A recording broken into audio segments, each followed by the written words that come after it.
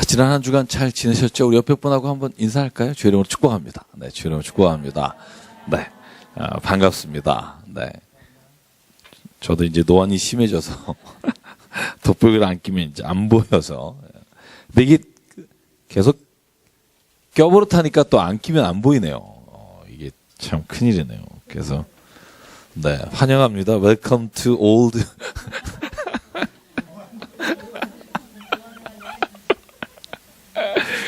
자, 저희가 지난주에 1, 2장 했고요. 1, 2장은 예수 그리스도께서 누구시며 이 땅에 어떻게 오셨는지에 대한 이야기가 중심이었다면, 이제 오늘부터 시작하는 3장부터는요, 예수께서 사역을 시작하실 때 그 사역을 무엇을 위해 시작하시는지에 대한 이야기가 나오고 있습니다. 여러분, 제가 부탁드렸듯이 이제 마태복음 3장부터 아마 쭉 10장 이상까지 읽어오셨으리라고 생각하고요. 제가 오늘 최대한 가보려고 하지만 많이는 못 갈 것 같아요. 워낙 분량이 산상수훈이 너무 길어서 제가 최대한 노력은 하겠습니다만, 자, 3장부터 저희가 같이 시작을 한번 해보도록 하겠습니다.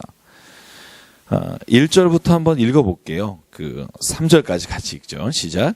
그때 세례 요한이 이르러 유다 광야에서 전파하여 말하되 회개하라 천국이 가까이 왔느니라 하였으니 그는 선지자 이사야를 통하여 말씀하신 자라. 일러스되 광야에 외치는 자의 소리가 있어 이르되 너희는 주의 길을 준비하라. 그가 오실 길을 곧게 하라 하였느니라. 아멘. 제가 지난주에 말씀드렸습니다만 마태복음하고 누가복음, 마가복음 이 두 개가 차이나는 용어 중에 하나가 하늘나라라는 거하고 하나님의 나라라는 단어라고 말씀드렸습니다. 마태는 뭐라고 쓴다고 말했죠? 하늘나라, 그죠? Kingdom of Heaven입니다. 그런데 마가복음이나 누가복음은 하나님의 나라라고 되어 있고요. Kingdom of God이라고 되어 있습니다. 헬라어로는 바실레이아, 그러니까 하나님의 통치라는 뜻이고요. 그 뒤에 하나님이라는 이름, 데오스라는 이름을 붙이느냐 안 붙이느냐인데, 붙이는 건 마가복음하고 누가복음이 붙이고 있고 마태복음은 많은 부분에 있어서 하늘나라라고 기록하고 있는데요. 그 이유를 제가 지난주에 이 마태복음의 성격을 우리가 분류하자면 좀 더 정치적으로는 유대주의, 그러니까 유대 랍비 출신의 사람들이었을 거다라고 말씀을 드렸고요. 그리고 경제적으로는 그래도 상대적으로 좀 부유한 공동체였을 거다 말씀을 드렸습니다. 그래서 지난주에 말씀드렸듯이 이 마태복음에는 달란트랑 은화, 금전 이런 단어들이 굉장히 많이 나오고요. 마찬가지로 이 마태복음의 성격을 보면 유대인 랍비의 성격인데, 유대인은 절대로 하나님의 이름을 부르지 않습니다. 여러분, 유대인들은요 감히 하나님의 이름을 부를 수 없어서 히브리어 성경에 보면 하나님의 이름이 야훼라고 되어 있잖아요. 그래서 야훼라는 이름을 부르지 않습니다. 그래서 보통 여러분 아시는 단어가 있죠. 야훼라는 단어를 쓰지 않고 아도나이라는 단어를 씁니다. 일반 명사입니다. 그냥 신, 하나님의 이름을 부를 수가 없습니다. 그래서 왜 십계명에도 물론 조금은 차이가 나지만 하나님의 이름을 부르지 말라 중에 망령되이 부르지 말라라고 되어 있지만, 하나님의 이름을 부를 수 없어서 야훼라는 이름을 직접 쓰지 않고요, 다른 일반 명사라는 아도나이라는 단어를 씁니다. 마찬가지로 마태복음에는 아마 그래서 킹덤 오브 갓이 아니라 킹덤 오브 헤븐이다, 하늘나라가 가까이 왔다. 그러나 마가복음도 가보면 하나님의 나라가 가까이 왔다라고 용어를 쓰고 있는 걸 볼 수 있고요. 아무래도 유대교 사람들이 마태복음을 읽을 때 훨씬 더 친근하게 와 닿을 수 있게 하기 위해서입니다. 여러분, 제가 여담입니다만 제가 개그 콘서트에 좋아하는 프로그램이 있습니다. 제가 요즘은 자주 못 보는데 부산특별시라는 거 혹시 보신 분 계십니까?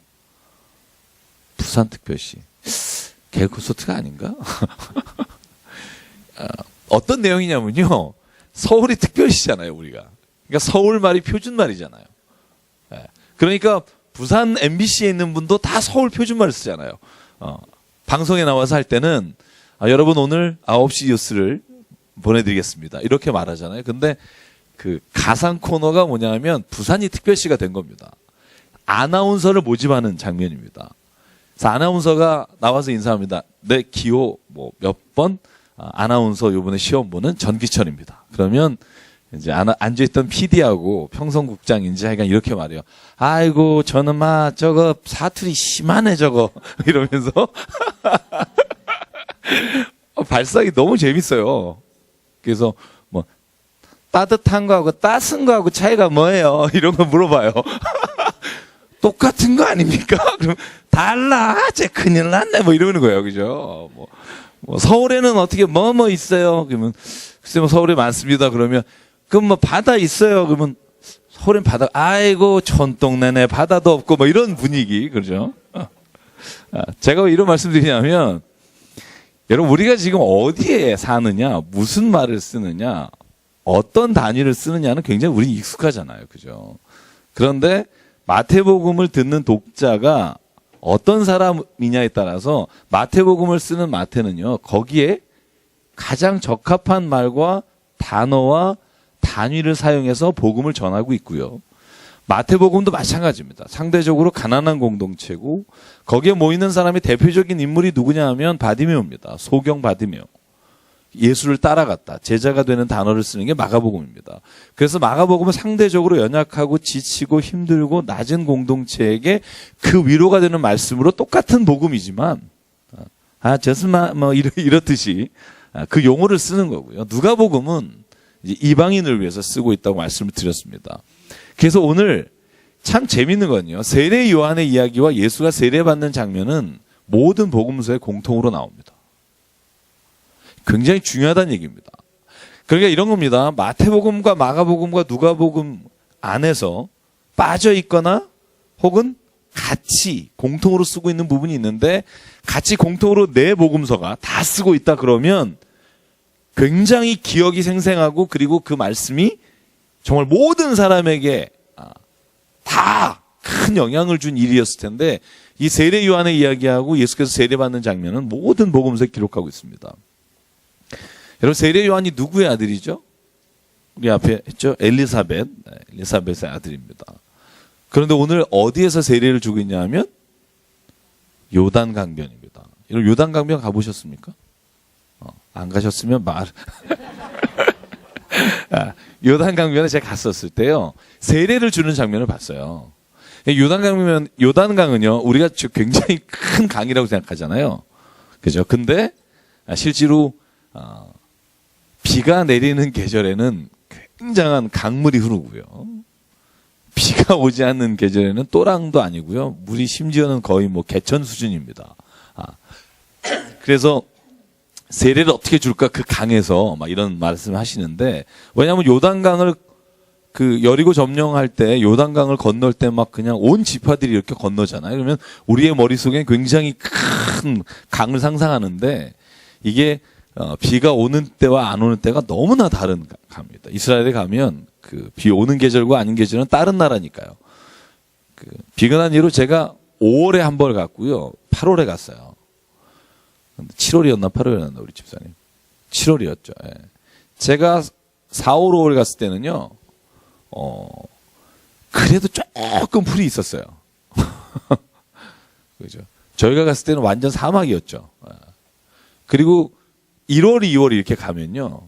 완전히 이런 말이죠. 여호와는 나의 목자시니 나를 푸른 초장에 누이게 하시며. 그 사막 같은 땅이요. 완전 푸른 초장으로 변합니다. 그래서 이스라엘은 2번 가야 됩니다. 비가 올 때와 안 올 때를. 그래서 요단강에서 세례를 베푸는데 이 세례를 베푸는 게요. 성경에 보면 세례 요한 전에도 세례를 베푼 기록들이 성경 안에는 많지 않지만 실제로 랍비들이요. 세례를 행했다는 기록들이 꽤 많습니다.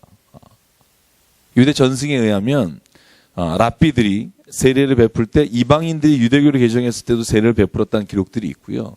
그래서 오늘 세례 요한이 베푸는 이 세례는 어떤 세례냐 하면 자신이 직접 말합니다.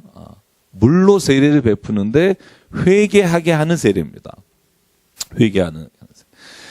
자, 세례 요한과 예수님께서 처음으로 그 유대 광야에서 외치는 말이 똑같다고 지난주에 말씀드렸죠. 뭐라고 했죠? 회개하라, 천국이 가까이 왔느니라. 오늘 저희가 보는 그 마태복음에도 예수께서 똑같이 4장 17절에 동일하게 말씀하십니다. 첫 번째 복음을 전하시는 자리에 첫 번째 던진 말씀이 4장 17절 회개하라, 천국에 가까웠느니라. 그러니까 쉽게 보면 세례 요한이나 예수님이 전하는 메시지는 동일합니다. 회개하라, 천국에 가까이 왔다. 여러분, 회개가 왜 중요한가? 오늘 회개에 관한 말씀이 3장에 전체를 주제로 삼을 수 있는 말입니다. 회개하는 말. 그래서 한번 우리가 같이 읽어볼게요. 자, 이사야 40장 3절 4절에 보면 광야에 외치는 자의 소리가 있어 주의 길을 예비하라. 그런 말씀이 나옵니다. 여러분이 그 메시아, 핸델의 메시아에 보면 테너 서창이 이 곡입니다. 주의 길을 예비하라. 자, 그리고 난 다음에 세례 요한이 뭘 입었다고 돼 있죠? 4절에 보면 낙타 털옷과 허리에 뭘 하고 가죽띠를 하고 음식은 뭘 먹더라? 맥두기와 석청이다. 여러분, 세례 요한을 구약의 어떤 인물하고 비교하는 줄 아세요? 엘리야입니다. 엘리야. 세례 요한을 엘리야라고 말하고요. 엘리야가 나오는 말씀에서 가장 많이 인용되는 게 세례 요한입니다. 자, 세례 요한은 왜 엘리야하고 비교되냐? 여러분, 열왕기하 1장 8절을 혹시 보실 수 있으면 보시는데요. 열왕기하 1장 8절에 보면 엘리야를 묘사하는 장면이 이 세례 요한이 요단강에 있는 모습하고 비슷해요. 거기 뭐라고 나오죠? 한번 읽어보실래요? 누가? 그는 뭐가 많고 털이 많고 허리에는 가죽띠를 하고 있었다. 그러니까 엘리야를 표현할 때 쓰는 말인데요. 이 복장은요, 이스라엘 사람들에게 익숙한 복장이 아닙니다. 그래서 세례 요한이 털은 많지 않았고 엘리야는 털은 많았고, 그래서 세례 요한을 뭐라고 말하냐면 낙타 털 옷을 입었다. 여러분, 낙타 털을 잘 안 입습니다. 그런데 세례 요한은 그 모습을 하고, 그래서 에세네파라고 말하는 사람이 있지만 그곳에서 세례를 주고 있는 겁니다. 그게 이제 오늘 세례 요한의 모습이고요. 자, 그럴 때 6절에 보면 모든 사람들이 요단강에 와서 뭐를 하죠? 죄를 자복하고 세례를 받습니다. 근데 7절에 보면 세례 요한이 누구를 향해서 욕을 하죠? 바리새인과 사두개인들. 뭐라고 말하죠? 독사의 자식들아. 예수께서도 마태복음 23절에 두고 회칠한 무덤이다, 독사의 자식이다, 바리새파를 향해서 말씀하십니다. 바리새파는 누구라고 말씀드렸죠? 지난주에 복습합니다. 자, 바리새파는 어떤 사람이라고 그랬죠? 네? 하스몬 왕조 중에 하시딤 사람들. 그러니까 마카비아, 유다 BC 167년에 유다 봉기를 들어서 에피파네스 4세 때 봉기를 들어서 독립했던 그 후손들의 족속이라는 표현이 이상하네요. 그 후손들을 중심으로 해서 있었던 하시딤이 바리새파 사람이 됐다 그랬고, 바리새파 사람은요, 유대인 모든 사람들에게 존경받는 사람들이라고 보시면 됩니다. 종교 지도자. 근데 바리새파 사람들은 예루살렘 성전에서는 일하지 못했습니다. 성전에서 주로 제사와 관련된 일을 한 사람이 누구다? 사두개파 사람들입니다. 제사장 사독의 반열이라고 보죠. 그래서 이 두 사람은요, 이스라엘에서 유대인들을 통치하는 굉장히 중심 핵심 세력이 두 사람입니다. 근데 사두개파는 당연히 제사장 역할을 감당하고, 그리고 성전의 일을 감당하면서 뭐만을 신뢰하고 믿는다고 말씀드렸냐면 모세 오경입니다. 그래서 부활이 없다라고 말하는 사람이다. 이게 사두개인을 향해서 하는 말입니다. 모세 오경만, 토라만을 강조하고요. 토라만을 가르치고, 바리새파는 그러지 않고 율법을 강조하는 사람들이잖아요. 613개 조항이 되는 모든 율법을 다 지켜야 한다는 사람이고요. 자, 그래서 오늘 그 두 사람을 싸잡아서 독사의 자식들아 이렇게 외칩니다. 굉장히 담대한 사람이죠. 그러니까 일찍 가셨습니다. 네. 요즘도 마찬가지입니다. 세상을 향해서 이렇게 쓴소리하는 사람들은요, 세상에서 편하게 살기는 힘듭니다. 저는 또 좀 위험한 말인데요. 목사가 위험한 말 해야지 누가 하겠어요. 저는 교회 안에서요. 서로 입장이 다를 수 있어요. 세상을 바라보는 눈, 정치적인 입장, 그 다음에 세상이 지금 일어나는 사태에 대해서 정부 쪽에 가까우신 분, 반대에 계신 분. 근데 저는 그리스도인이라면 내가 어느 한쪽에 서서 다른 쪽을 비판을 하는 일에 너무 익숙해 있으면 안 된다는 생각을 하고요. 마태복음 7장 예수께서 오늘 저희가 나갈 수 있을지 모르겠지만 던지는 첫 번째 질문이 그럽니다. 너희가 비판하지 마라. 비판하는 자는 비판받게 돼 있다. 여기 단어가 뭐냐면 judge입니다. judge. 판단하지 마라. 그 다음 measure.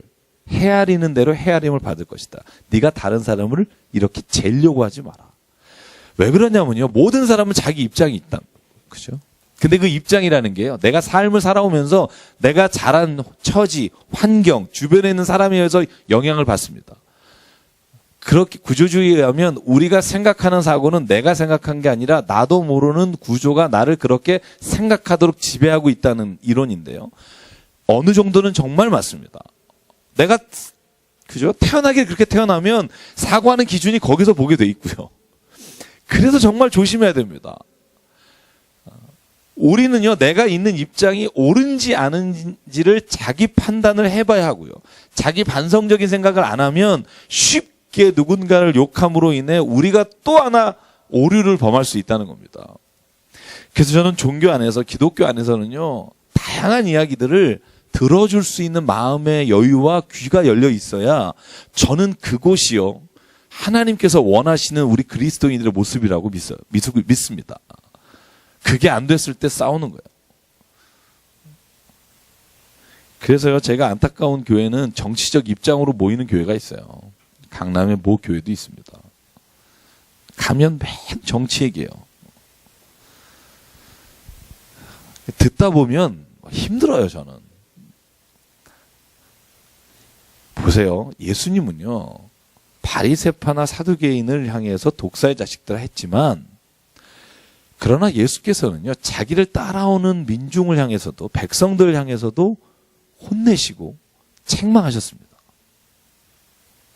잘 보셔야 합니다. 예수님은요, 어느 입장을 중요하게 생각하지 않고요, 오늘 5장, 6장, 7절에 산상수훈을 보면 예수님은 지금까지 들을 수 없었던 삶의 가치관을 가지라고 말하거든요. 옛 선지자는 너에게 이렇게 말했으나, 옛 사람은 너에게 이렇게 말했으나 나는 너에게 이렇게 말한다. 그 기준으로 보면 양쪽이 다 틀려요. 어디도 옳지 않아요. 왜냐하면 그 기준을 내가 있는 처해 있는 입장이 아니라 하나님이 기뻐하시는 기준으로 보면, 여러분, 우리는요, 기독교 신앙 안에서 정말 내 자신이 바라보는 관점이 잘못됐을 수 있다고 하는 떨림을 가지고 세상을 바라봐야 합니다.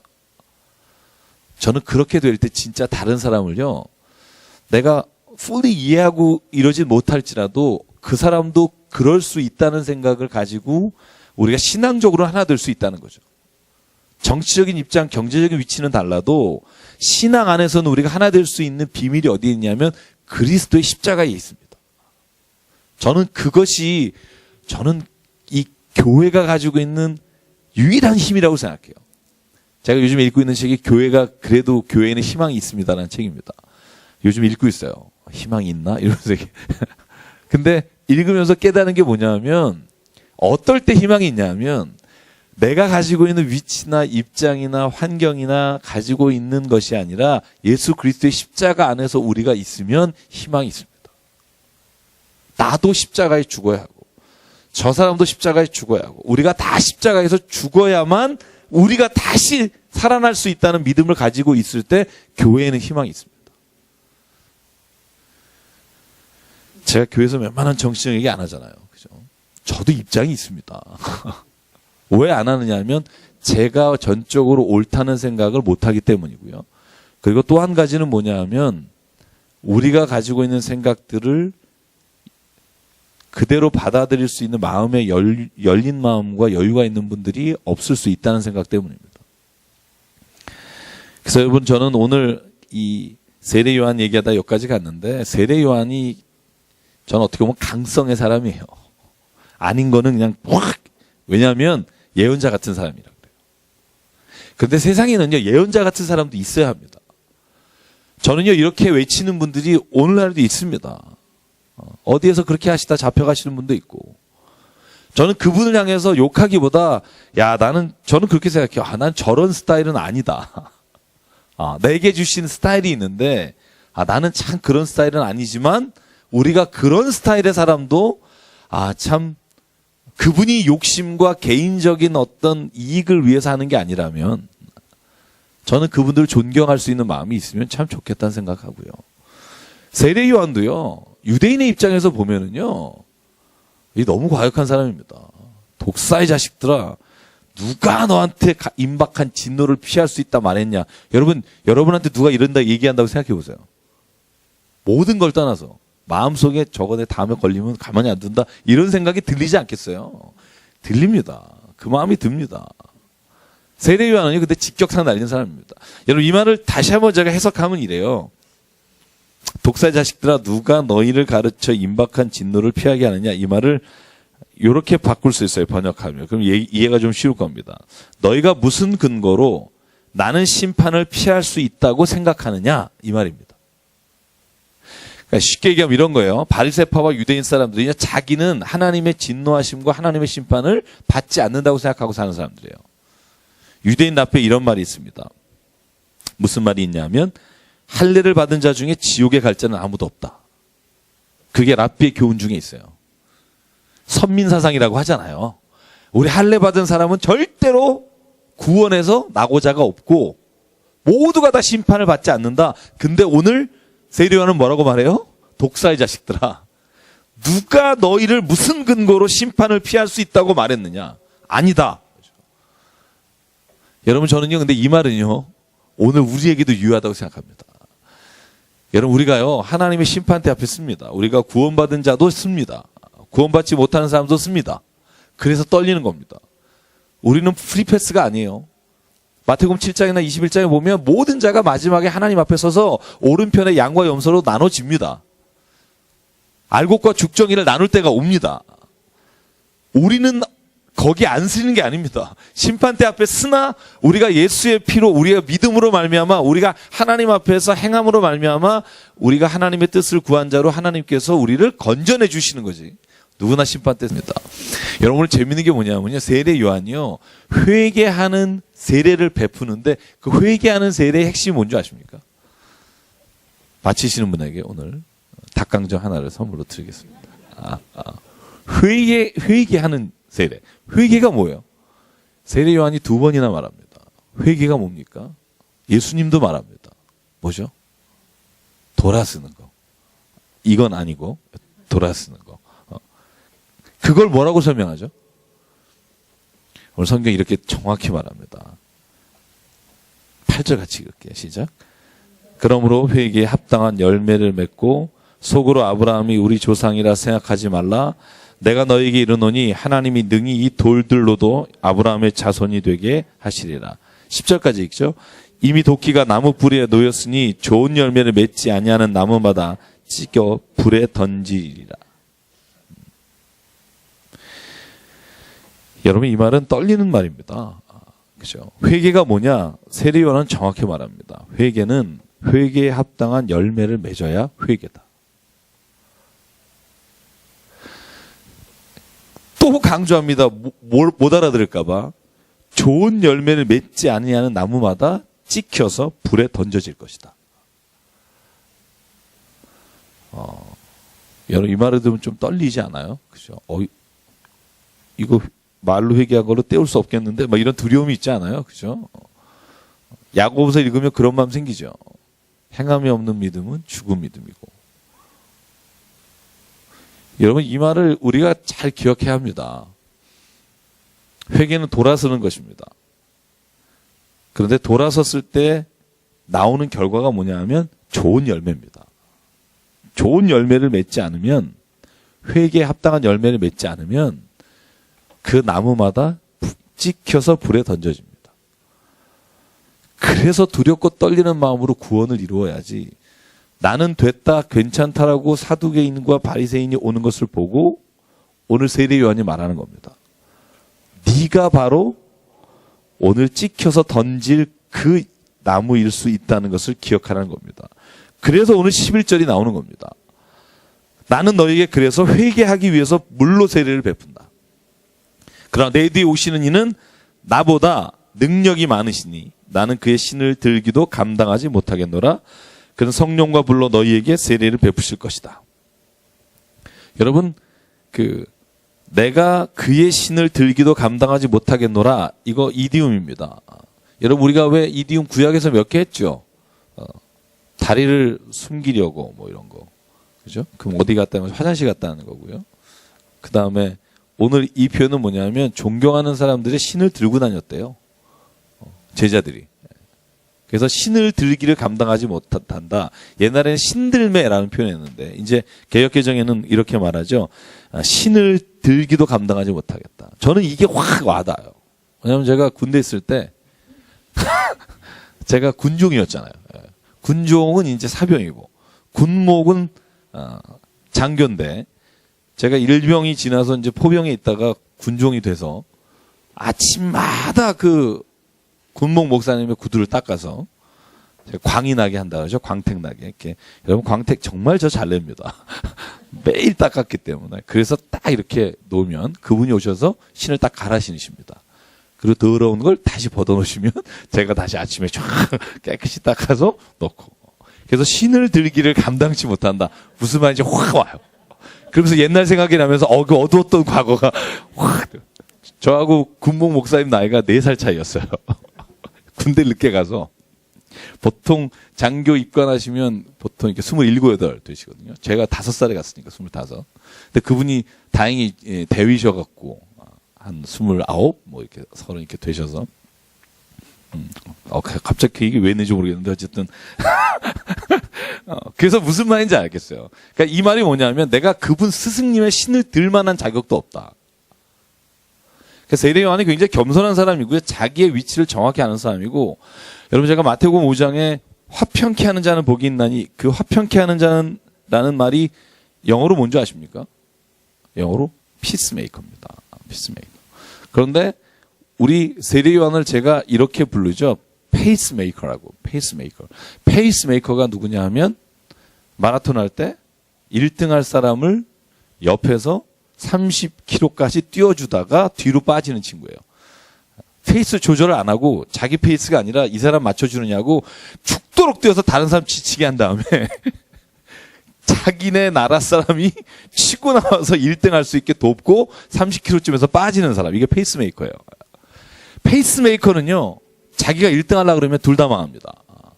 자기가 조절하고 천천히 자기 페이스 맞추다가 자기 나라 국가의 1등할 금메달리스트가 떨어지게 돼요. 그래서 죽도록 뛰고 빠져야 합니다. 다른 사람이 지치게. 특히 이제 아프리카 쪽 사람들 지치게 하고 빠져야 되는데 우리가 세례 요한을 뭐라고 말하냐면 페이스메이커라고 말합니다. 그러니까 예수의 길을 예비하는데 그냥 이렇게 오세요가 아니라 죽도록 정말 죽잖아요. 이따가 감옥에 갇히면서 예수가 다시 등장하시는데 죽도록 뛰고 나서 예수를 그 자리에 영광 받으실 자리에 놓고 뒤로 빠지는 사람. 저는요, 저와 여러분이 이런 페이스메이커가 되길 주의 이름으로 축원합니다. 그죠? 왜냐하면 뒤에 나오는 모든 산상수훈의 말씀이 그거예요. 너희가 사람들에게 보이려고, 너희가 자기를 드러내려고, 금식하거나 기도하거나, 그러지 마라. 하나님이 은밀히 보시는 분인데 그분에게 영광을 돌려야지. 너는 이미 자기의 상을 받았느니라.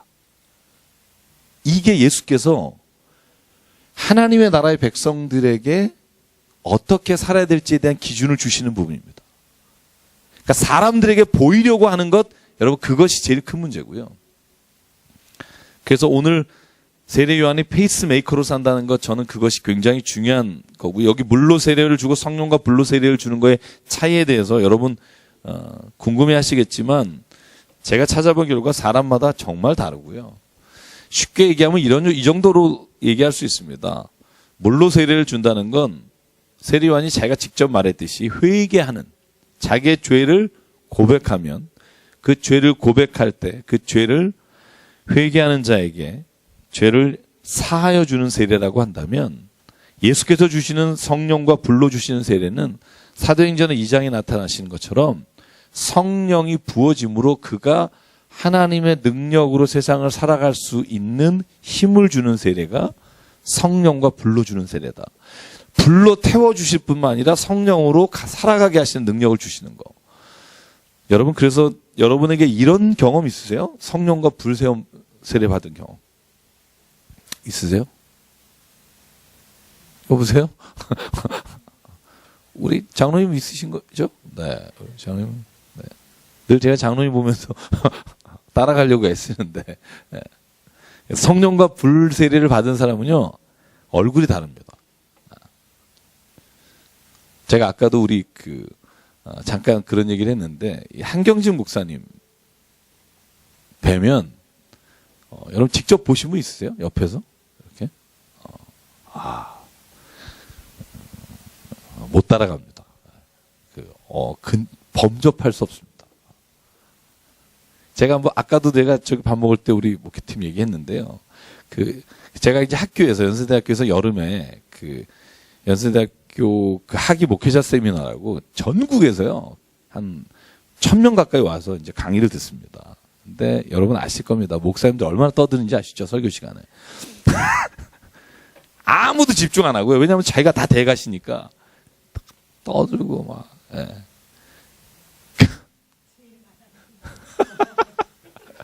그래서요, 교수님이 이제 스피커 나오시기 전에 먼저 나와서 장례 정리를 해요. 그래서 조용히 하세요. 조용히 하십시오. 목사님, 저쪽에 계신 목사님. 진정이 안 돼요. 진정이 안 돼요. 근데 뒤에 한경지 목사님이 말하실 차례였는데, 저희 이제 조교하고 막 이렇게 뛰어다니고 막 그러시더라고요. 이제 내려와, 됐어. 내려와. 그러니까 교수님이 이제 당황하다가, 이러면서 내려갔어요. 그래서 한경지 목사님이 딱 일어나서 딱 이 강대상에 딱 올라오는 순간, 찬물을 끼얹은 듯이 쫙, 정말 쫙, 교수님이 얼마나 자기 민망해 하는지. 막 떠들고 조용히 하세요. 저쪽 뭐 이랬는데 한경진 목사님이 아무 말도 안 했고요. 그냥 올라와서 탁 서는 순간 모든 사람들이 다 조용해지는 그 분위기. 저는 그래서 제가 그 장면 이렇게 보면서 무슨 생각했냐면 저게 진짜 카리스마가 아닐까. 이렇게 막 소리를 질러서 이렇게 막 따라오게 하는 게 아니라 그 삶의 인격과 성품이 그냥 보는 사람으로 하여금 스스로 내가 존경하는 마음을 가질 수밖에 없는 거. 저는 저와 여러분이 그런 그리스도인이 되기를 참 소망합니다. 여러분을 보면 사람이 저분 앞에는 왠지 내가 왠지 함부로 할 수 없을 것 같고, 그죠? 그래서 제가 늘 말합니다. 예배 시간에 조는 건 목사 때문이고 함부로 하는 건 목사가 잘못해서 그렇다. 저는 늘 그런 생각하고요. 제가 늘 기도하는 점이 그거예요. 하나님, 내가 정말 그런 어떤 말로 아니면 힘으로 누구를 누르는 게 아니라 내 성품과 내 삶의 인격이 누군가를 이렇게 이끌어갈 수 있는 힘이 되면 얼마나 좋을까.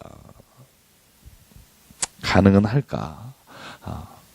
그런 일이 이루어지길 소망하면 하나님이 해주시리라 믿습니다만. 근데 성경은 말합니다. 우리 모두가 거룩한 백성이요. 하나님의 제사장입니다. 저와 여러분이 성령과 불로 세례 받은 사람은요, 저는 그런 것들이 저는 느껴져요. 저는 가짜 말고 진짜 만나면 그런 마음이 듭니다. 교회의 크기하고 상관없습니다. 그분이 하는 일하고 상관없고요. 진짜 그 성령과 불로 세례를 받으시고 늘 주의 말씀이 그 안에 있는 사람은요, 정말 그 보기만 해도 예수님을 뵈는 것 같은 마음이 듭니다. 그래서 결국은요, 회개하라 천국에 가까웠느니라는 12절과 연결이 됩니다. 결국 하나님은 타작마당에서 알곡은 곡간에 드리고 쭉정이는 불에 던지는 일이 분명히 있을 것이다. 여러분, 그리고 났는데 예수께서 갈릴리에서 요한에게 세례받으러 나오십니다. 요한이 14절에 말합니다. 내가 당신에게 세례 받아야 됩니다. 왜 근데 나한테 오십니까? 그러니까 예수님이 말합니다. 이제 허락하라. 우리가 이와 같이 하여 모든 의를 이루는 것이 합당하니라. 이에 요한이 허락하는지라. 세례를 받으시니까 하늘이 열리며 하나님의 성령이 비둘기같이 내려 자기 위에 임하심을 보더라. 그리고 이렇게 말합니다. 내 사랑하는 아들이요 내 기뻐하는 자라. 여러분, 이 말씀은요 마가복음 1장 9절, 누가복음 3장 21절에 동일하게 나옵니다. 내 사랑하는 아들이요 내 기뻐하는 자라.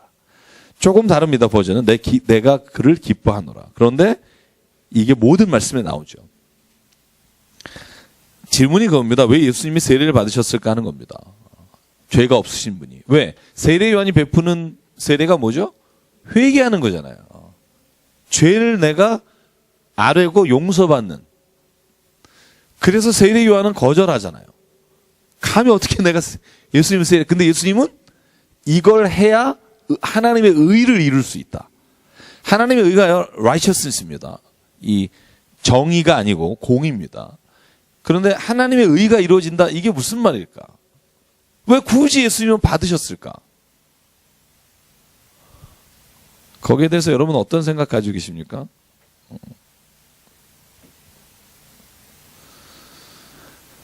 피곤하신데 또 제가 또 이거에 대해서도요. 저는 이렇게 성경을 읽고 입장을 정리하는데요. 예수는 세례 받으실 이유가 없습니다. 없습니다. 죄가 없으시기 때문에. 그런데 예수님의 세례 받은 이유는요. 죄 있는 자를 위해 십자가에 죽으시기 위해 그는 세례를 받으셔야 합니다. 여러분, 6월절에 어린 양의 피라고 말하잖아요. 그죠? 6월절 어린 양 피. 무슨 말이죠? 애굽에서 430년 동안 노예 생활하다가 모세가 이스라엘 백성을 데리고 나가려고 할 때 바로 왕이 보내주지 않잖아요. 9개의 이적들, 개구리가 올라오고 막 어두워지고 이런 아무리 일을 해도 내보내주지 않으니까 마지막 10번째 재앙이 장자를 죽이는 거죠.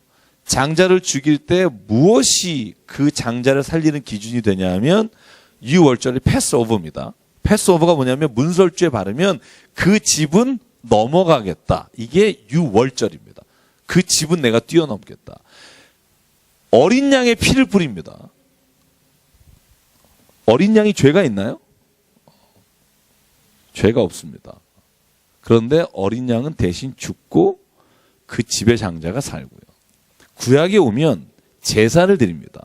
제사 드릴 때 제사 드리는 이유가 뭐죠? 속죄제, 속건죄, 화목제 모든 제사는요. 내 죄가 그죠? 하나님 앞에 회개할 때 여러분 내가 돈이 있는 사람은 소를 잡고 돈이 좀 적은 사람은 염소와 양을 잡고 돈이 아주 없는 사람은 비둘기 잡잖아요. 그때 여러분 짐승을 죽이잖아요. 왜 죽이죠? 이 짐승이 뭐 잘못해서 죽이나요? 아니죠. 짐승의 죄가 아니라 내 죄를 짐승에게 전가시키고 짐승이 죽음으로 내 죄가 하나님께 흠양돼서 내 죄를 없다 인정해 주시는 게 제사잖아요. 맞죠? 예수님은요. 죄가 없으시나 모두의 죄를 담당하시고 죽으셨다. 이것이 성경이 말하는 예수 그리스도의 십자가 사건이고요. 이 십자가 사건은 그러니까 예수께서 모든 죄인, 그러니까 예수께서 십자가에 죽으시기 전에 세례 받으실 때 모든 사람의 죄를 대속해서 예수 그리스도께서 그 죄를 하나님 앞에 세례 받을 때 모든 죄를 대신해서 받으시고 저는 그 죄를 다 짊어지고 십자가에서 죽으셨다고 믿습니다. 저는 그게 제가 성경을 마태복음을 읽고 해석하면서 제가 가지고 있는 예수께서 세례를 받으신 이유라고 생각하고요. 몇몇 신학자들이 그런 의견들을 주시는데 저는 그게 참 맞다고 봅니다. 그래서 저는요, 예수께서 세례를 받아야 된다라고 요한을 설득하시고요. 그 세례를 통해서 하나님의 의를 이루십니다. 하나님의 의로우심이 뭐죠? 하나님의 의로우심은 우리를 구원하시는 거고요. 우리 입장에서 보면 우리의 의가 뭐죠? 믿음입니다. 그래서 우리의 믿음을 의로 여기셨다라고 말씀하시고 하나님이 의롭게 하셨다 하는 말은 하나님이 구원하셨다는 말입니다. 그래서 하나님의 공의와 우리가 의를 경험하는 것의 공통점이 어디냐면 구원에 있습니다. 그래서 하나님이 우리를 구원하시고 우리를 하늘나라로 우리를 인도하시는 것이 하나님의 의가 이루어지는 겁니다. 저는 나중에 좀 더 자세히 설명하고요. 자, 넘어갈게요. 3장. 4장입니다. 자, 4장은요, 여러분이나 저가 잘 알고 있는 본문입니다. 예수께서 뭘 당하시죠? 시험을 당하십니다. 자, 여기는 그냥 제가 정리하고 갈게요. 이렇게 한번. 근데 여러분, 제가 질문이 있습니다. 누구한테 시험을 이끌려서 시험 받으러 가시죠? 성령입니다. 아니, 왜 성령께서 시험을 피할 길을 주시는 게 아니라 시험을 받는 대로 데려가시죠? 시험 들게? 아니, 우리 성경에 그렇게 되어 있잖아요. 예수께서 성령에 이끌려 마귀에게 시험 받으러 광야로 가서, 그러니까 마귀가 있는 광야로 성령께서 이끌고 가신 거예요. 그것도 40일이나 굶어서 배고파 죽겠는데 성령이 이끌고 가셨습니다. 그죠? 저는 이 본문을 보면서 욥은 좀 다르죠. 욥기를 읽으면 어떻게 돼 있죠? 사탄이 하나님께, 그죠? 딜을 하잖아요. 에이, 제가 건강하고 돈 많으니까 지금 하나님 믿는다 그러지, 싹 걷어오면 제 하나님 안 믿어요. 그러니까 아니다. 해볼까요? 이렇게 되잖아요. 그죠? 근데 오늘은 성령에 이끌려서 가요. 자, 제가 드리고 싶은 말씀이 이거예요. 성령은요, 우리를 시험에서 피하게 하시고 성령이 우리를 언제나 좋은 곳, 안전한 곳으로 인도하신다고 우리가 생각하지만, 성령은요, 우리가 보기에 좋은 곳과 우리가 보기에 안전한 길로 인도하시는 게 아니라 성령께서는요, 우리가 필요한 길로 인도하십니다. 하나님이 우리를 이끌어 가실 때 필요한 길로 인도하시는 게 성령입니다. 여러분, 재밌죠? 마리아가 어떻게 잉태하죠? 성령으로 잉태하죠. 성령 때문에 한 여자가 죽을 뻔하잖아요. 여러분, 그 여자가 얼마나 괴로웠으면, 그죠? 엘리사벳에게 찾아가고 자기의 마음을 어떻게 할지 모르잖아요. 누가 그러셨어요? 성령이 그러셨죠. 성령은 마리아가 굉장히 곤란합니다. 그죠? 요셉과 혼인하고 약혼하고 아직 1년 동안의 기간을 거쳐서 결혼해야 되는데 그 기간에 임신을 해버렸기 때문에 굉장히 괴롭습니다. 그런데 성령은 그 일을 하십니다. 예수께서 40일 금식하시고 괴롭고 힘들 때 성령은 예수를 광야의 시험길에 보내십니다. 왜 그럴까? 그것이 우리가 보기에 그 사람에게는 힘든 일이고 괴로운 일일지 모릅니다. 내 인생에서도 마찬가지고. 그런데 그것이 하나님이 그 인생, 그 사람, 그 누군가에게 이루어져야 할 일을 함에 있어서 꼭 필요한 일이기 때문에 그 일로 이끌어 가신다는 겁니다. 저는 그래서 우리 인생길에 때로는 이렇게 성령이 우리를 시험 가운데 인도하실 수 있다고 저는 생각합니다. 여기 어려운 일 겪은 분 계실 겁니다. 내 의지와 상관없이. 근데 그걸 다 재수 없거나 그걸 사탄이 나를 했다고 생각하시기 전에 그걸 통해 하나님께서 나에게 무엇인가를 필요한 걸 깨닫게 하시기 위해서 나를 이끌어 가셨다는 믿음을 가지고 보는 순간 그게 완전히 달라진다는 거죠. 제가 늘 말씀드리잖아요. 요셉이 그렇게 본 겁니다. 자기의 감옥 생활을. 재수없어서 온 게 아니라 그곳에서도 그는 하나님을 따라가고요. 모든 성경의 사람들은 그가 시험을 당할 때 어떻게 그걸 보느냐에 따라서 인생의 기준이 달라지고 거기에서 가치관이 나오는 겁니다. 그게 사람을 달라지게 하는 겁니다. 우리가 경험하는 게 다른 게 아니라 그 경험을 어떻게 해석하느냐가, 어떻게 내가 받아들이느냐가 우리가 누구인가를 규정합니다. 그런 예는 우리 주변에 얼마나 많습니까? 그죠? 자, 3가지 시험하죠. 첫 번째 뭐죠? 여러분 다 아시니까 물어봐요. 모르는 거 물어보면 화내시니까. 네. 떡을 명하여? 떡을 명하여 돌이 되게 하냐가 아니라, 돌을 명하여 떡이 되게 하라. 그죠? 자, 이 유혹을 우리가 이렇게 말해요. 한편으로는 우리가 식욕 혹은 돈에 관한, 재물에 관한 것이라고 말해요. 그죠?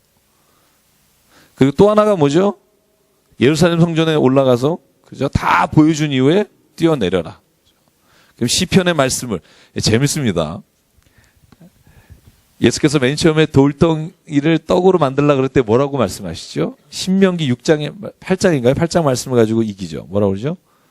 사람이 떡으로만 살 것이 아니요 하나님의 입에서 나오는 말씀으로 살 것이다. 신명기 8장 3절입니다. 그런데 두 가지 얘기를 드리고 싶어요. 뭐냐면 첫째는 사람이 떡으로만 사는 것이 아닙니다. 그죠? 그러니까 하나님의 말씀과 떡이 다 필요하다는 얘기죠. 어느 한쪽을 부정하는 게 아닙니다. 이따가 우리가 6, 7장 할 때도 그 얘기를 하겠지만, 그런데 말씀으로 이긴단 말이죠. 다 신명기 말씀이에요. 예수가 하시는 말씀은 신명기 8장, 신명기 6장. 근데 8장을 말씀 가지고 칩니다. 그러니까 사탄 혹 마귀라고 하는 자가, 여러분 사탄의 마귀의 뜻이 뭔지 아시죠? 오늘 성경에 나오면 시험하는 자라는 뜻입니다. 시험하는 자. 그러니까 시험을 하는데 어떤 말로 해요? 시편 말씀 가지고 해요. 예수께서 말씀을 가지고 하니까, 그래 나도 그럼 내가 말씀 가지고 너에게 하지. 그 시편 91편 말씀입니다. 91편 11절인데요. 거기에 뭐라고 나오냐 하면 오늘 사탄이 하는 말하고 똑같이 합니다. 네가 만일 하나님의 아들이라면 뛰어내리라. 성경에 나오지 않냐? 그가 너를 위해 사자들을 명하시리니 그들의 손으로 너를 받아서 발이 돌에 부딪히지 않게 하리로다. 시편에 나오는 말씀을 인용해서 사탄이 예수에게 말합니다. 자, 그래 그러면은 성경에 나오는 말이니까 뛰어내려봐. 요거 다른 유혹입니다. 요거는 앞에하고 다른 유혹이에요. 앞에는 배고플 때 하나님 곧 예수께서 하실 수 있는 기적을 너의 이익과 너의 욕심을 위해 쓰라는 거거든요. 그죠? 예수께서는요, 마태복음에만 보면 2번이나 4,000명 먹이시고 5,000명 먹입니다. 그죠? 떡을 만드실 수 있는 능력이 있는 분이라는 걸 성경은 보여주시는데 예수는 이걸 거절하십니다. 왜 거절하시는가? 저는 믿는 사람에게, 사명자에게 하나님이 우리를 부르셨을 때 우리가 우리에게 주신 것, 우리에게 주신 능력을 우리의 욕심과 이기심과 우리의 욕망을 위해서만 쓰는 것을 하나님이 원치 않으시기 때문에, 공적인 걸 사유함으로 인해서 하나님께서 이 땅에 베푸실 일을 내가 독점하지 않기를 원하시기 때문에 거절하신단 말이죠. 그러니까 말씀을 들고 나와요. 자, 네가 뛰면 하나님이 건져내 주신다고 했으니까 이건 어떻게 하겠니? 그럴 때 예수께서 뭐라고 말하죠? 신명기 6장 16절 말씀을 들어서 주 너의 하나님을 시험하지 말라. 여러분, 요 신명기 6장 16절에 무슨 말씀인 줄 아세요? 이 신명기 6장 16절을 알아야 이 말씀이 더 이해가 가요. 그 말씀이 뭐냐면요, 그 16절에 주 너의 하나님을 시험하지 하지 말라 하는 앞에 지명이 하나 나옵니다. 지명이 뭐죠? 한번 찾아보시죠. 마사. 그 본문 한번 읽어주실래요? 11절 시작. 그죠? 너희가 마사에서 하나님을 시험한 것 같이 너의 하나님을 시험하지 말라. 마사가 어디냐면요, 출애굽기 17장에 보면 여러분 르비딤을 지나서 갈증을 느껴요. 그죠? 출애굽해서 르비딤 지나서 갈증을 막 느낄 때, 그때 하나님 원망하니까 하나님께서 이 마사를 다른 말로 하면 무리바더라 이렇게 나옵니다. 무리바에 반석을 쳐서 물이 나오잖아요. 그죠? 무리바에서 물이 나옵니다. 근데 이걸 뭐라고 말하냐면 신명기는 하나님께 구해서 얻은 게 아니라 하나님을 시험했다고 해요. 그러니까 하나님 진짜 우리를 불쌍히 여겨주십시오. 우리에게 하나님 도움을 주십시오. 구하라 그러면 너희가 구할 것이요, 찾으라 찾을 것이요. 이게 아니라 하나님을 향해서 원망하면, 아니 하나님이라면 이것도 못해요? 라고 해서 하나님이 그를 시험하시는 자에게 물을 주시나 그것으로 인해 이스라엘 백성이, 모세가 어려움을 당합니다. 이 두 가지가 다르죠. 하나님께 간구하는 거하고 하나님을 시험하는 거하고. 여러분, 우리가요 하나님께 간구한다 그러면서 하나님 시험하는 경우가 얼마나 많은지 모릅니다. 저는 이거 말씀 준비하면서 제가 스스로 회개한 부분인데요. 하나님 이번에 해주실 거야. 이게 믿음인지. 한번 못하기만 해봐라. 이런 시험인지. 그러니까 오늘 사탄은요. 시편 90편 말씀 가지고 너를 받아주실 거다. 그런데 예수는 어떤 말씀을 인용하냐면 이스라엘 백성이 무리바에서 하나님을 시험한 것처럼 하나님의 말씀은 맞다. 하나님이 내가 뛰어내리면 나를 건져내 주실 거고 발이 땅에 닿지 않게 해주실 걸 난 믿는다. 그런데 하나님을 그걸 시험하거나 이용하기 위해서 하지 말라는 거예요. 이 둘이 다르다는 거예요. 여러분 우리가 만약에 하나님의 뜻을 구합니다. 하나님 이렇게 해주실 줄 성경 말씀에 믿습니다 말하지만 실제로 그 믿음이 하나님을 시험하는 믿음이라면 하나님이 그 믿음을 기뻐하지 않으신다는 겁니다. 야, 요거 참 저도 말씀 준비하면서 분간하기 쉽지 않을 것 같아요. 어떤 사람이 분간하느냐? 오늘 성경에 나옵니다. 성령에 충만한 사람만이 분간할 수 있을 것 같아요. 성령 가운데 있는 사람만. 자, 이걸 우리가 이렇게 말하죠. 명예욕이라고. 예루살렘 성전에서 뛰어내리라. 그러면 많은 사람들이 너희를 천사가 와서 주의 사자가 너를 발꿈치가 닿지 않게 해줄 거다. 많은 사람에게 그죠? 명예를 얻게 해주겠다라는 것이고요. 그게 안 되니까 여러분 예수님 데리고 어디로 가요? 산에 올라가요. 높은 산에 올라가서 세상을 보여주면서 천하만국이 다 너의 것이다. 여러분 이 산이 지금도 있습니다. 저는요. 요번에는 안 갔는데 예전에 갔을 때 그거 타고 올라갔어요. 그 케이블카 있습니다. 그걸 시험산이라 그래요. 그 산 이름이 시험산이에요. 예수께서 시험 받았다는. 그 꼭대기에 올라가면 천하만국이 보이는데요. 들밖에 안 보여. 근데 시험산에 데리고 올라가서 천하만국을 다 너에게 주겠는데 전제가 있어요. 누구에게 뭐하라? 나에게 절하라. 그죠? 그러면 다 주겠다. 뭐 여기에 사탄이 줄 권한이 있느냐 뭐 이런 얘기는 일단 차치하고요. 예수께서 뭐라고 말씀하시냐면 딱 한마디를 말합니다. 사탄아 물러가라. 주 너희 하나님께 경배하고 다만 그를 섬기라. 저는요, 우리가 시험을 당할 때 예수께서 이 세 가지 방법으로 피하라고 알려주시는 것 같아요. 세 가지 방법. 첫 번째는요, 오늘 예수께서 하시는 것처럼 우리가 무엇을 이득을 취하나 내가 무엇을 얻을 때 이것이 진짜 하나님의 말씀과 하나님의 의를 이루기 위한 건지 아니면 내 배를 불리기 위한 건지를 생각하라는 겁니다. 어떤 일을 선택할 때. 저에게 주신 하나님의 기준이라고 말씀드릴게요. 두 번째는 내가 어떤 명예를 얻고 내가 세상으로부터 무엇을 얻을 때 예수께서 이렇게 말하는 겁니다. 이걸 하나님을 시험하는 것으로 너희가 구하지 말라. 하나님을 믿는 믿음으로 구하라. 이 두 가지는 다르다는 겁니다. 믿음으로 구한 사람은요. 그 명예나 내가 그 자리를 차지하는 게 목적이 아니라 하나님께 그 일로 인해 영광 돌리는 게 목적이기 때문에 그 일로 인해 내가 하나님이 있다 없다 하나님이 날 위해 했다 안 했다가 아니라 그 일을 통해 온전히 하나님께만 영광을 돌릴 수 있는 내 삶이 돼야 한다는 거고요.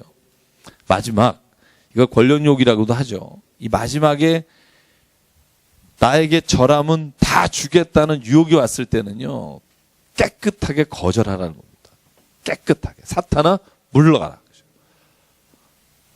여러분 이 기도가 쉽지 않습니다. 요번만 하고 다음부터 물러가라. 이럴 때가 많죠. 요번만 어떻게 내가 하고 다음번부터 물러가라. 이렇게 하고 싶죠. 그죠? 누가 그러더라고요. 로또 얘기 막 하다가 어떤 순서대로 로또만 된다면 그다음부터 내가 진짜 예수님 말씀대로 살겠다. 네, 불가능해요. 로또만 돼서 내 삶이 안정되면 그다음부터는 내가 죄 짓지 않겠다. 저는 그런 분을 본 적이 없는 것 같아요. 한 번의 유혹은요. 내가 잡으면 더 큰 유혹이 오는 것 같아요. 더 큰 유혹이 와서 결국은 내가 감당치 못하는 유혹으로 인해 그 죄가 나를 종으로 삼고 죄의 종이 돼서 살게 되죠. 그게 저는 인간이 가지고 있는 불행이라고 생각해요. 자기도 모르면서 끌려가는 거죠. 저는 그럴 때 사탄아 물러가라라고 외치는 수밖에 없습니다. 사탄아 물러가라.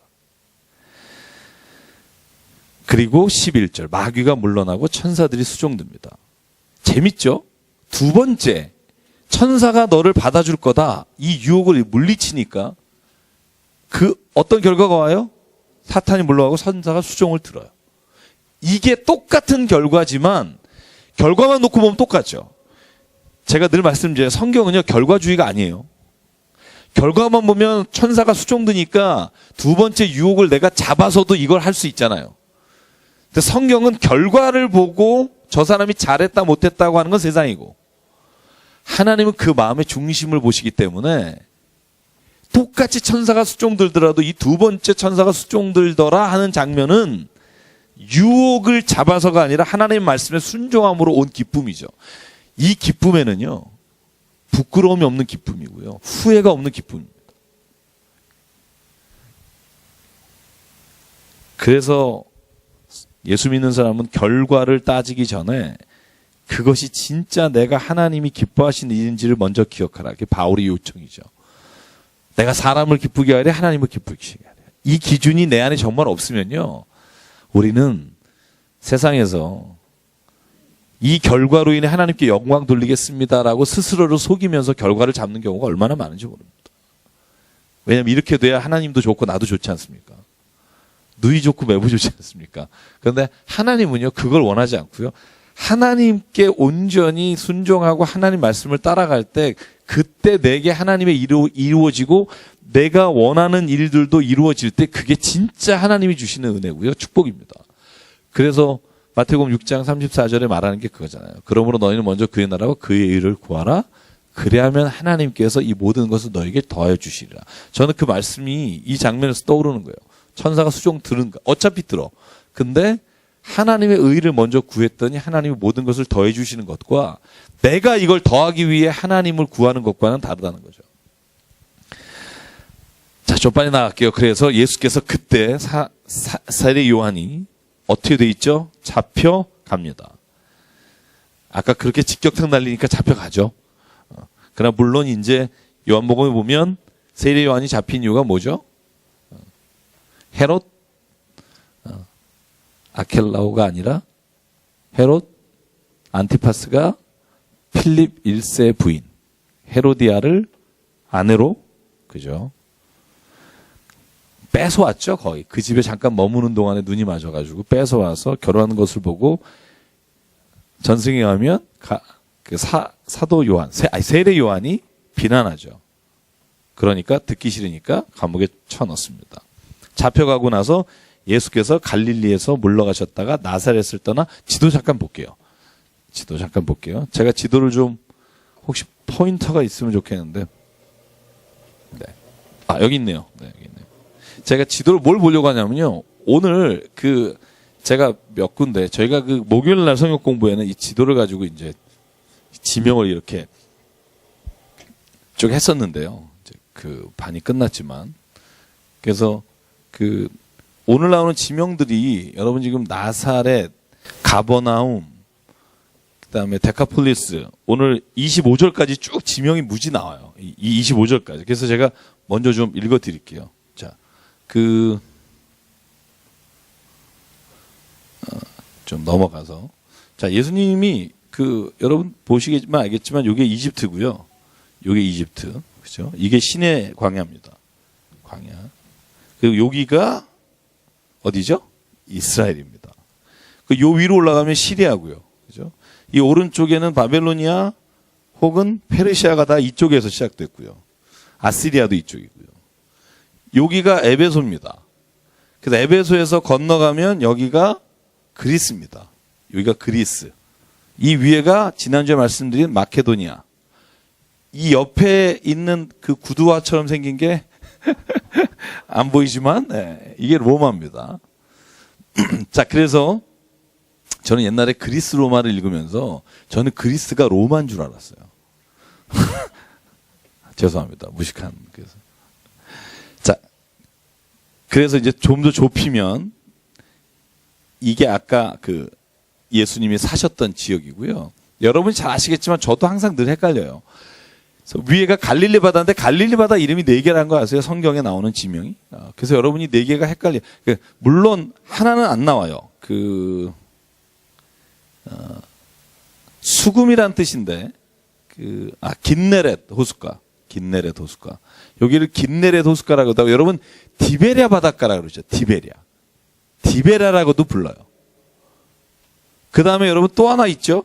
게네사렛이란 말이 있습니다. 이게 다 갈릴리 바다를 통칭하는 말이에요. 같은 말입니다. 자, 여기에 이제 요단강이 흘러요. 아마 요중 어디에서 요쯤일 거예요. 아마 남쪽은 아닐 거라고 봐요. 왜냐하면 우리가 지금 다 갈릴리에서 예수께서 복음을 전파하셨죠. 그럼 나사렛이 어딘가 볼까요? 나사렛이 어디쯤일까요? 자, 이건 이제 남북을 본 겁니다. 이게 헬몬산 북쪽 끝, 그죠? 2850. 백두산보다 높죠? 그렇죠? 다 관심이 없으시니까. 예, 남쪽이 헤브론입니다. 헤브론. 그러면서 이제 동서를 보면 이제 동쪽, 서쪽이 뭐냐면 지중해죠. 그죠? 지중해 바다고요. 쭉 가서 사해인데 사해가요. 수위보다 400m가 낮아요. 굉장히 낮죠. 그래서 요걸 산지라고 주로 말합니다. 예루살렘도 산지 있고요. 가보시면. 자, 이제 지도만 제가 한번 보려고 그러는데요. 지도 제가 목요일 날 기초반에 들어오시면 이제 제가 조만간 또 열려고 합니다. 우리 지금 하는 클래스가 끝나면. 자, 보시죠. 갈릴리 지역이 여기가 갈릴리 지역이에요. 갈릴리 지역에 뭐가 있냐면 사마리아가 붙어 있어요. 이따가 그런 지명들이 나오지만 예수께서 갈릴리에서 주로 하시죠. 그건 아세요? 예수님 예루살렘 평생에 한 번 내려오셨다. 그러니까 한 번 내려오신 게 아니라 성경에 한 번 입성하신 걸로 돼 있어요. 물론 여러 번 오셨겠죠. 왜? 제사드리러도 오셨을 거고, 그죠? 13세 이상 되는, 그죠? 20세 이상 성인은 또 항상 가야 되니까. 근데 예루살렘 입성은 마태복음, 마가복음 한 번이에요. 요한복음은 3번 들어오신 걸로 됐지만. 그래서 대부분이 어디예요? 예수가 하신 일은 여기입니다. 그래서 예수가 부활하실 때 어디서 만나자 그래요? 갈릴리에서 만나자. 아유, 고맙습니다. 갈릴리에서 만나자. 어디서 돌아가셨죠? 여기서 돌아가셨죠. 예루살렘에서. 갈릴리에 가서 제자들 만나니까 뭐 하고 있어요? 갈릴리에서 또 고기 잡고 있죠. 요 바다에서 잡는 게, 이 바다에서 잡는 게 아니에요. 이 바다는 고기가 하나도 없어요. 네. 이 바다는 들어가면 즉시 죽어요. 소금이 너무 많아가지고, 염분이. 그래서 이 갈릴리 지역이요. 왜 예수께서는 갈릴리 지역을, 오늘 성경 잠깐 보실래요? 제가 지금 이 성경 말씀을 따라 보려고 하는 건데요. 자, 이제부터 이해가 되시려면 13, 14, 15, 16절을 이해를 하셔야 됩니다. 같이 읽어볼게요. 16절까지 13부터 시작. 나사렛을 떠나 스불론과 납달리 지경 해변에 있는 가버나움에 가서 사시니 이는 선지자 이사야를 통하여 하신 말씀을 이루려 하심이라. 일러스되 스불론 땅과 납달린 땅과 요단강 저편 해변길과 이방인의 갈릴리여 흑암에 앉은 백성이 큰 빛을 보았고 사망의 땅과 그늘에 앉은 자들에게 빛이 비추었도다. 자, 보십시오. 재밌는 건 뭐냐면 이 갈릴리 지역을 뭐라고 말해요? 흑암에 있는 곳이라고 말하고, 그리고 사망의 땅이라고 말하고, 그죠? 그늘에 앉아 있는 자들이라 그래요. 그러니까 예수가 전한 갈릴리 지역을, 여러분 스불론과 납달리 지역이란 말이 왜 나왔을까? 여기 스불론과 납달리가 없잖아요. 그죠? 다음 주도 봐도 없어요. 자, 없어요. 스불론과 납달리 지역이란 말이 왜 나왔을까? 여러분 구약을 저랑 하신 분은 그냥 감은 잡으셔야 돼요. 스불론과 납달리 그러면 뭐가 생각나죠? 안드로메다 별에서 온 그대가 생각나요? 스불론과 납달리 그러면 어디가 생각나요? 12지파. 12지파 중에 땅을 배분하죠. 자, 우리 다시 한번 이제 넘어갈게요. 여호수아하고.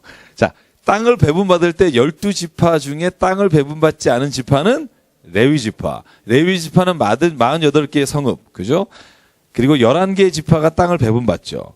자, 공부해 볼게요. 자, 오른쪽 동편을 나눠서 3지파가 동편의 땅을 차지하죠. long time ago. 2년 전 얘기지만. 자, 이 남쪽에 사해 근처의 땅을 배분한 지파가 누구죠? 므낫세는 맨 위에요. 네, 갈릴리죠. 오른편. 그래도 셋 중에 하나 맞으셨고. 맨 아래가 가슴 가운데입니다. 맨 아래는 르우벤입니다. 네. 르우벤과 므낫세 반지파와 갓지파가 요단 동편의 땅을 차지하고, 여러분 기억나십니까? 우리가 요단강 가나안 땅을 들어가는데 우리가 다 함께 갔다가 전쟁이 끝나면 우리 땅으로 돌아가겠습니다 했죠. 기억나시죠? 나는 걸로 합시다.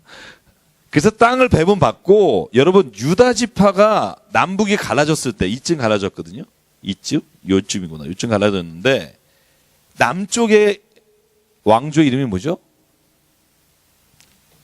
유다 왕조죠. 그죠? 감사합니다. 어떻게 아셨죠? 유다, 요거 북쪽은 북이스라엘. 그죠? 이스라엘이죠. 그래서 남유다는 유다 지파가 중심이 되어서 솔로몬의 아들인 르호보암이 왕이 됐고요. 북이스라엘은 솔로몬의 장군이었던 여로보암이, 르호보암이 백성들이 조금 세금을 깎아달라 그러니까 이것들이 편하니까 별소리 다 한다 그래서 세금을 과중하게 하니까 난 니네 밑으로 안 가. 그래서 북쪽 사람들은 10지파가 전체가 다 이스라엘이라 이름하며 여로보암의 왕이 됐죠. 여로보암이. 그죠? 그리고 나서 거기는 21명의 왕이 계속 바뀌는데 3일 안에 있고 하루 안에 있고 막 이렇죠. 이 밑에는 19명의 왕이 쭉 지켜가는데, 제가 말씀드린 이유는 요 남유다, 그래서 이 남쪽은 유대 지파, 유다 지파가 차지해요. 그리고 바로 위에 요 베들레헴, 예루살렘 요 지경에 있는 배분받은 지파가 누구겠어요? 유다와 원래 같이 있었죠. 베냐민 지파. 베냐민 지파가 요 위에서 같이 땅을 차지해서 유다와 베냐민이 하나가 됐다가 중간에 베냐민이 없어져요. 그래서 유다 지파라고 하죠. 어쨌든. 그리고 그 위에 바로 땅을 배분받은 데가 어디냐면 에브라임. 그 다음에 므낫세 위에 하고 여기 중간에 반지파. 그 위에는 그 오른쪽, 여기 지중해 해변에 단이 있고요. 단은 여기하고 요 맨 위에 단 두 군데를 차지하고요. 그냥 넘어가 볼게요. 그 다음에 이사갈, 스불론. 요 위에가 납달리. 여기가 아셀. 그래서 스불론과 납달리 지경이여라는 말은 구약의 예언서의 말씀을 인용해서 하는데요.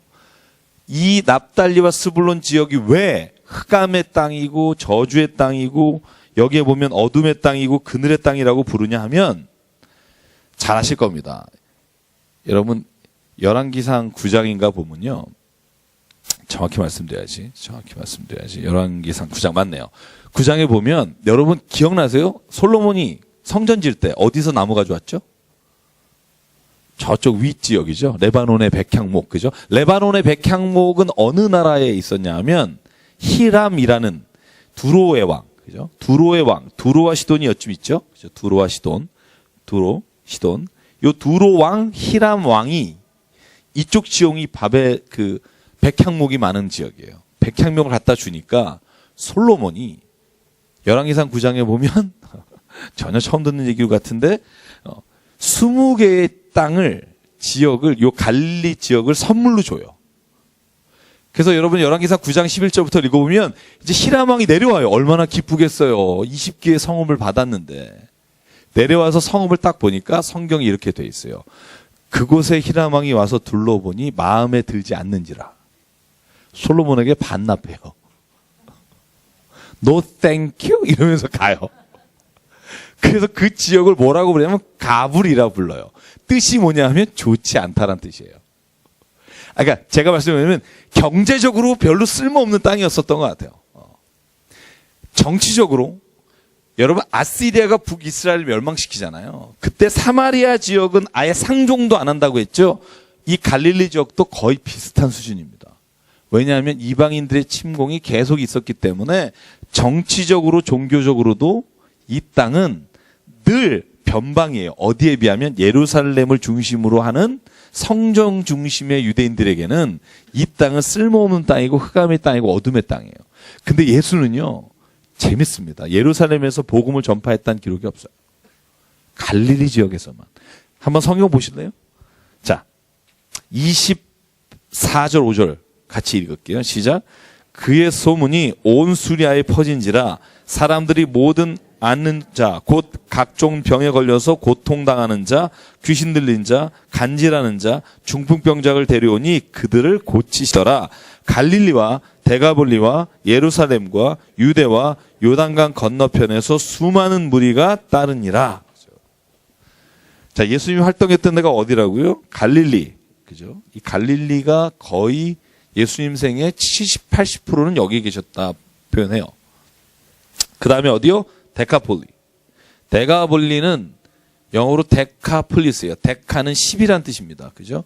펜타곤 할 때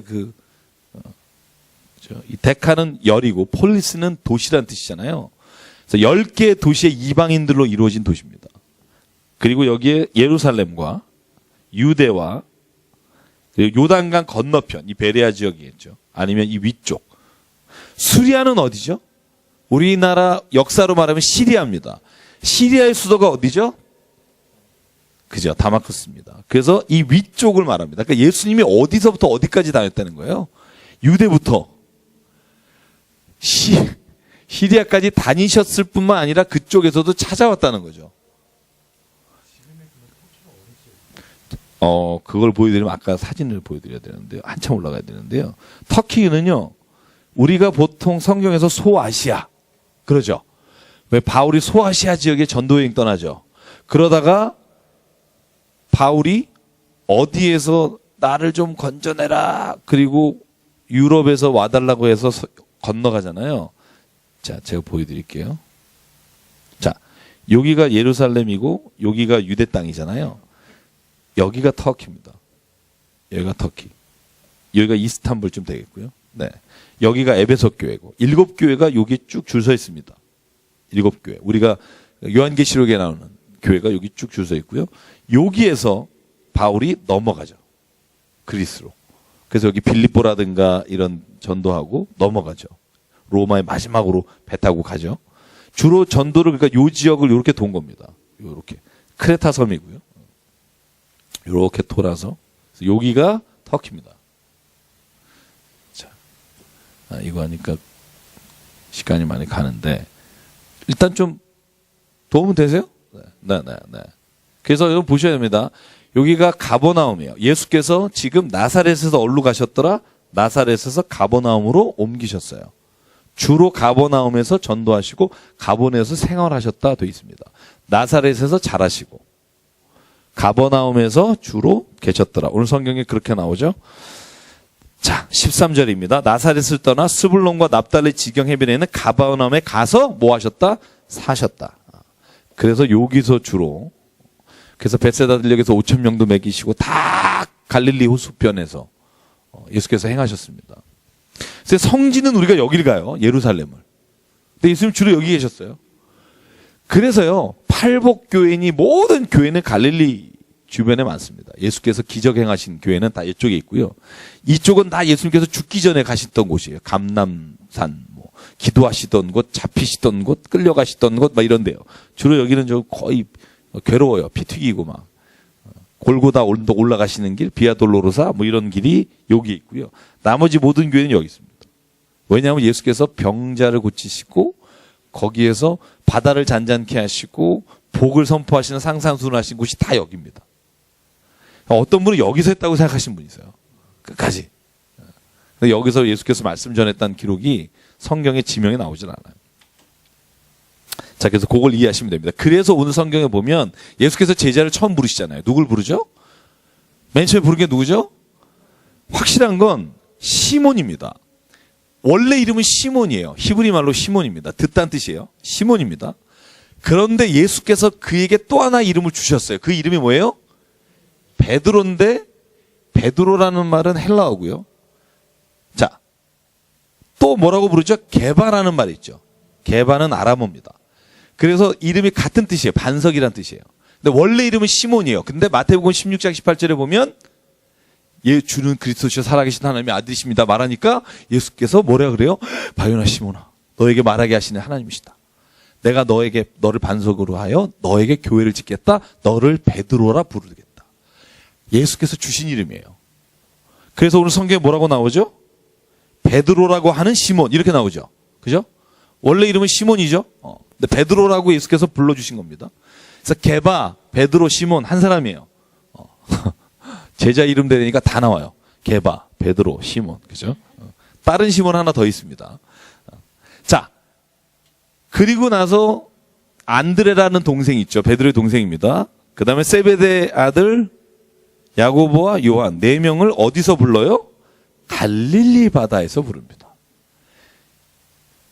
레위 관원 빼고는 다 거의 이곳에서 부릅니다. 자, 이곳에서 부를 때 재밌죠? 자, 오늘 보면 베드로와 안드레는요, 예수께서 뭐 할 때 부르시냐면 고기에 그물을 던질 때 부르세요. 네. 그런데 누가복음 5장에 보면, 자, 재밌어요. 그래서 이제 비교해서 보자는 거예요. 마가복음 1장에도 나오는데, 이제 마태복음하고 누가복음만 비교할게요. 5장을 한번 보시면 5장에 시몬과 안드레를 부르는 장면이 나와요. 근데 그 둘을 따로 부른다기보다는 부르실 때 어떻게 부르냐 하면 밤새도록 고기를 못 잡아요. 그죠? 근데 예수께서 나오셔서 뭐라고 불러요?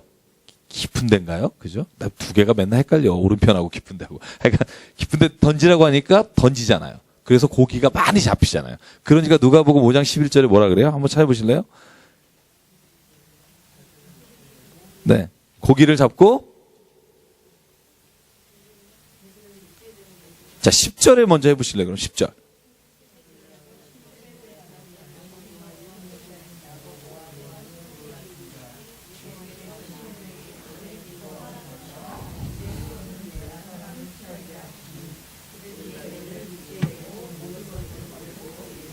네. 그러니까 누가복음 5장은 지금 마태복음 4장에 없는 내용이 있죠. 그죠?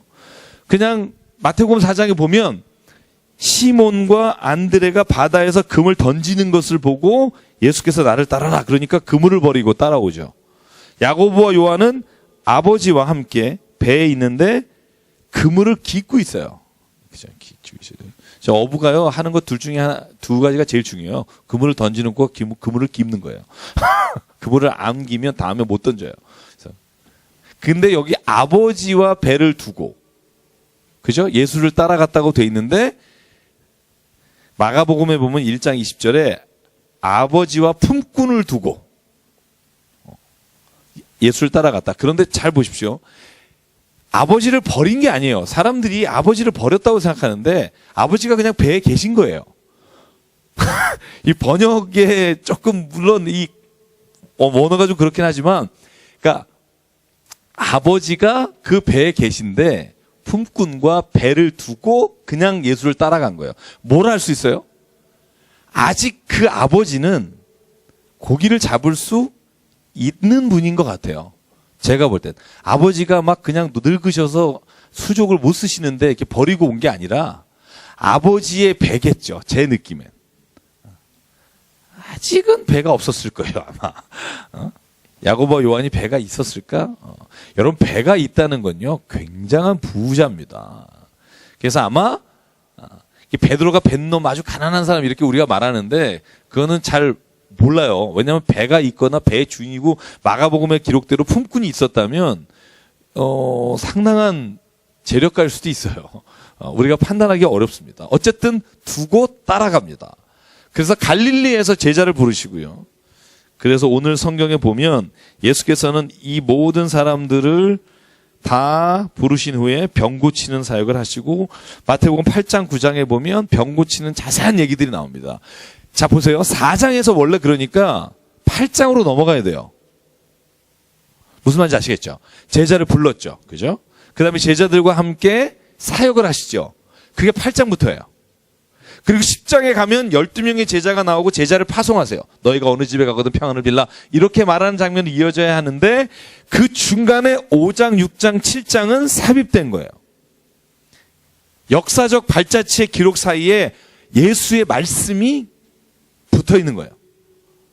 그때 무리들을 보시고 산 위에 올라가 앉으실 때 그때 제자들이 나온지라 5장 1절 이렇게 시작해요. 그죠? 그 제자들이 나왔는데 이 제자는 12명의 제자가 아니었을 거라고 생각하는 사람이 많아요. 12명만이 아니었을 거다. 왜냐하면 12명의 이름이 처음 나오는 게 마태복음 10장이에요. 그렇기 때문에 아마 이 제자는 예수를 따라오는 추종자들, 따라오는 사람들을 아마 말했을 것이고 그 사람들에게 5장, 6장, 7장은 굉장한 의미 있는 말입니다.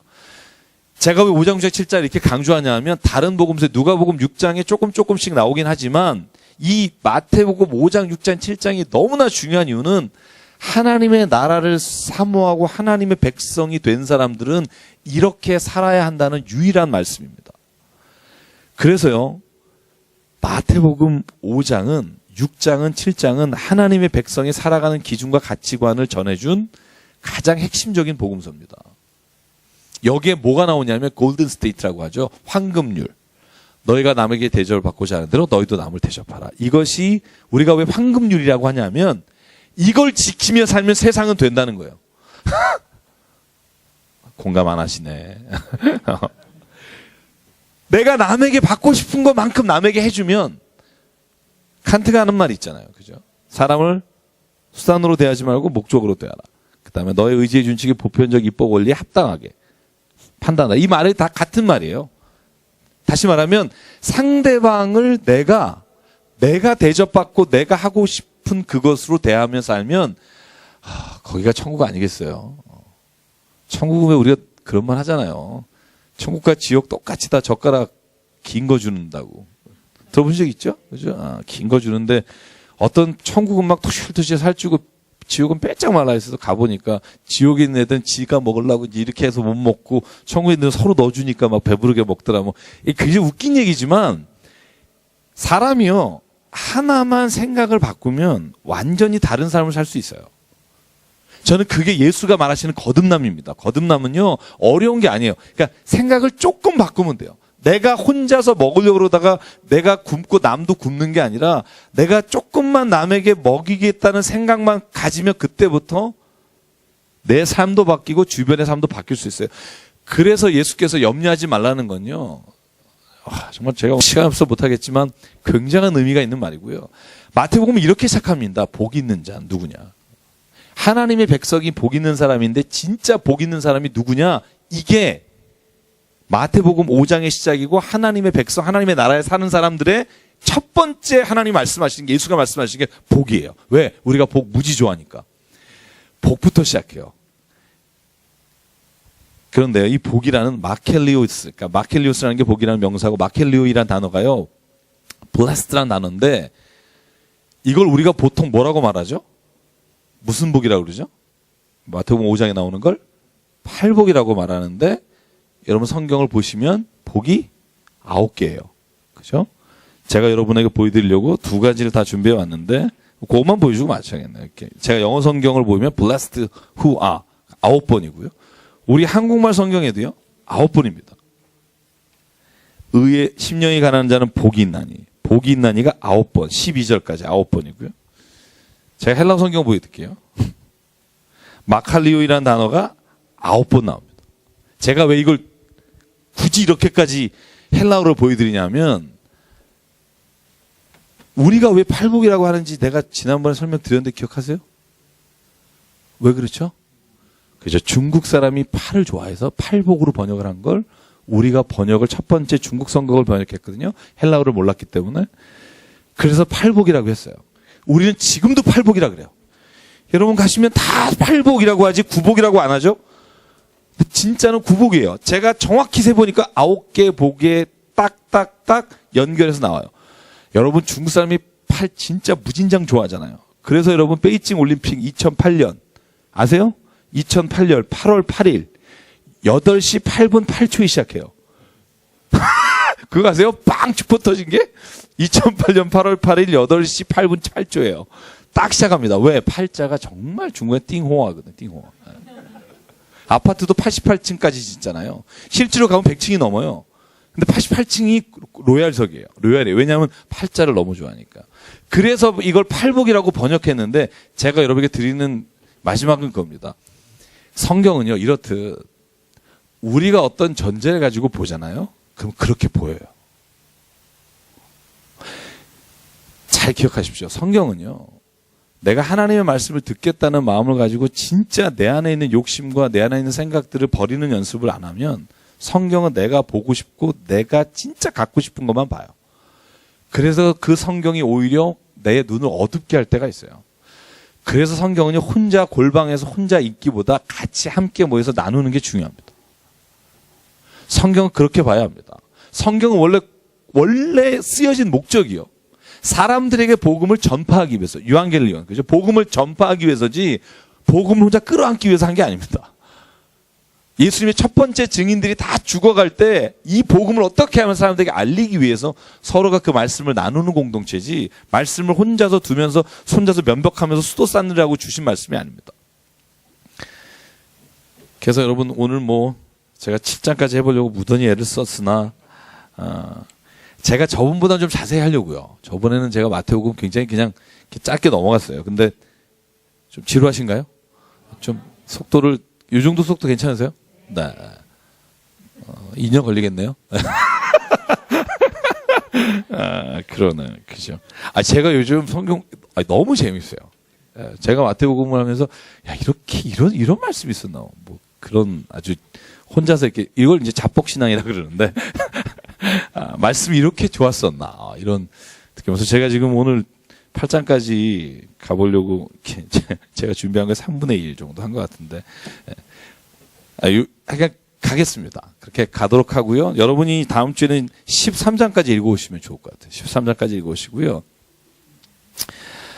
정말 꿀과 포도송이보다 달다, 이런 말씀이 실감이 나고요. 저희가 마태복음을 읽는 사람이 아니라 마태복음 산상수훈에 나오는 말씀처럼 사는 사람이 됐으면 좋겠습니다. 이따가 6가지 다음 주에 산상수훈을 할 때, 이게 진짜 기가 막힌 말씀이다. 정말 이 말씀대로만 우리가 살 수 있으면 세상은 정말 변할 텐데, 우리가 그러지 못하기 때문에 세상은 여전히 그런 모습이구나. 그런 생각을 또 하게 되고요.